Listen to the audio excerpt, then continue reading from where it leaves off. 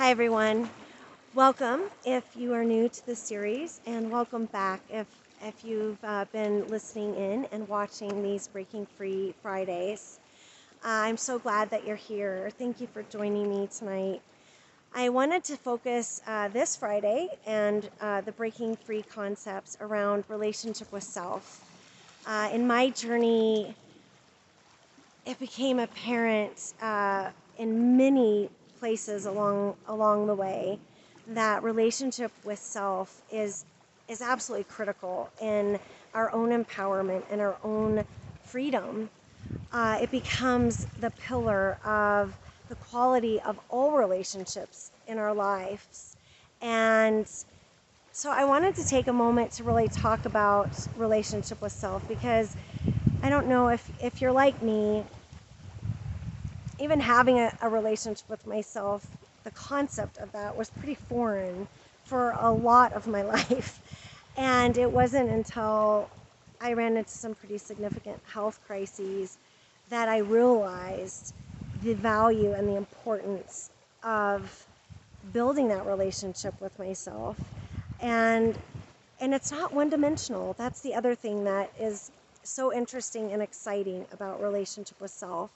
We have multiple facets to our systems, our bodies, and as a result, to creating, sustaining, and growing our relationship with our own self.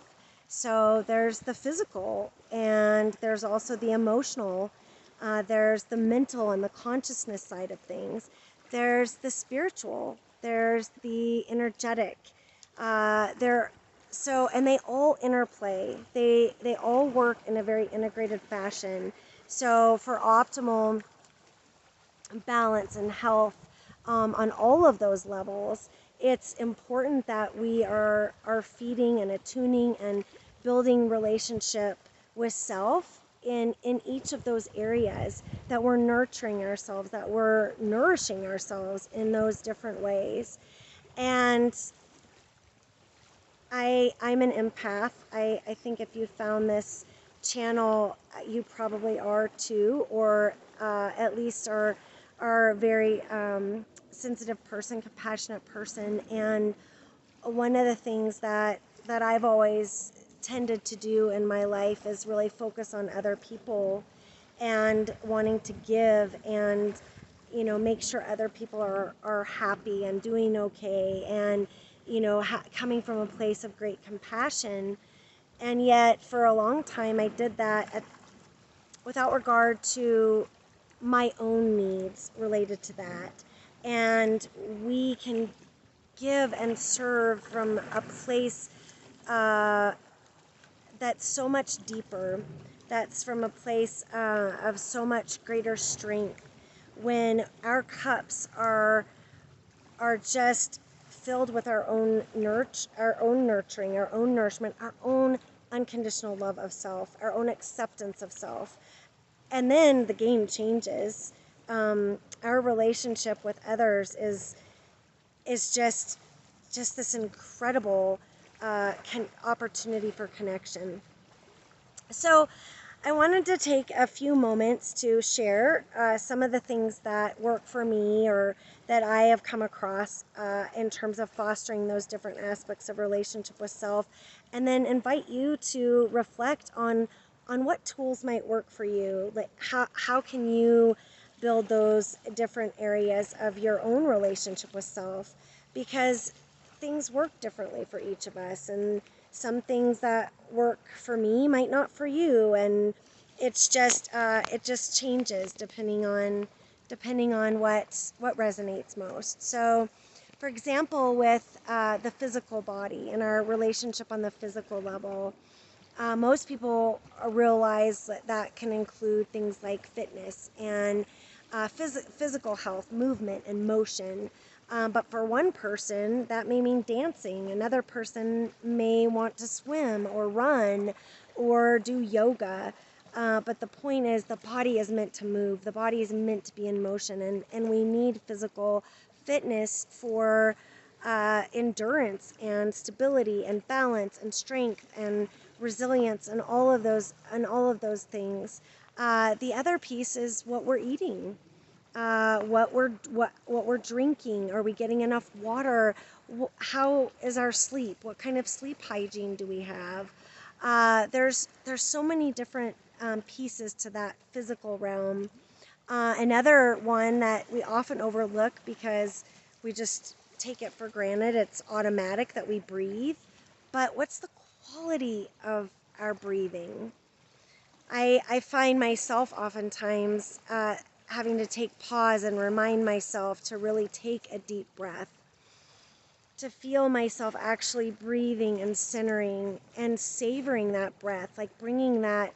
I mean, it's the breath of life, and it sustains us. And oftentimes it's just easy to go into a mode where we're shallowly breathing, and it's not really nurturing us and filling us and grounding us. As you'll notice, I'm by this beautiful lake, and another physical tool that is so valuable is earthing. You know, taking your shoes off, feeling the earth on your feet, leaning up against a tree, touching a tree, connecting to the earth, feeling that oneness with Mother Earth, and it's so unbelievably healing and just beautiful. And on the emotional body, so many of us have been conditioned to shut down, to not really acknowledge feelings, or to push away feelings that maybe have been labeled bad. When all feelings have a place, it's just they're meant to move through us, and we're not meant to get stuck there. We're meant to process through them and move forward and metabolize them through our systems. So it's about recognizing our feelings, honoring them, giving space for them, and allowing them to move through us. And like I shared in a previous video, feeling is about sensation in our body, and it's connected to an emotion, and an emotion that was created by a thought.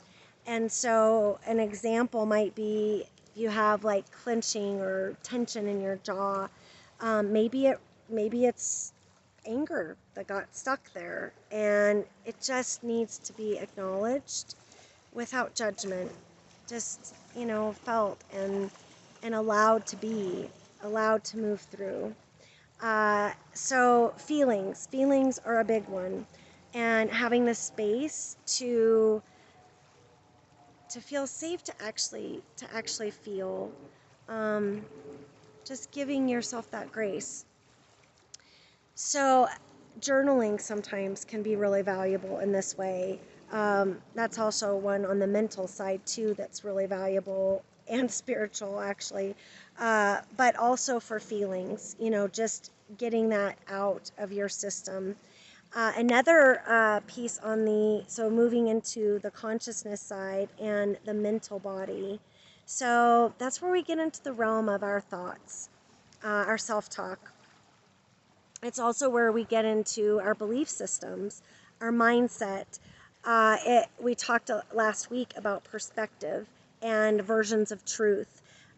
Consciousness, and at least in my experience, the more I develop my consciousness, the higher I evolve consciousness-wise, if you will, the more my perspective shifts, the more I see, the more awake I am. One of the things that works really great in working in this area are things like meditation, connecting with yourself in an opportunity to just be. It can be through affirmations. Louise Hay has some incredible affirmations. It can be through incantations, where you tie in the mental with the emotional and really like supercharge concepts as you're trying to shift belief systems. It can be through learning. Be curious, keep learning, and be wondrous, like the mind of a child that's just wanting to absorb and learn and grow and just experience the wonder of life, and it's in so many different ways.